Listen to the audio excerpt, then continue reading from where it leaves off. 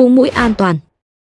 Mỗi lần nhắc đến cuống mũi, người ta lại liên tưởng ngay tới vợ chồng Nguyễn Xuân Phúc, một biểu tượng vừa hài hước, vừa cay đắng trong chính trường.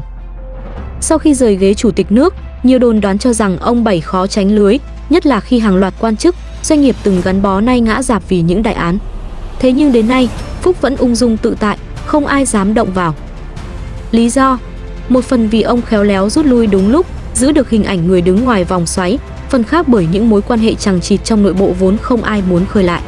Với nhiều người, Phúc giống như một cuống mũi, tưởng mỏng manh dễ tổn thương, nhưng thực tế chạm vào lại thấy nhạy cảm đến mức chẳng ai muốn thử. Ông tồn tại giữa bão tố chính trị bằng cách im lặng, giữ dáng vẻ điềm nhiên, để mặc dư luận đoán già đoán non. Và chính sự ung dung ấy lại càng khiến người ta tò mò, phải chăng phía sau sự bình thản là cả một thế lực bảo kê, hay chỉ đơn giản là bản lĩnh núp gió tránh mưa đúng thời điểm.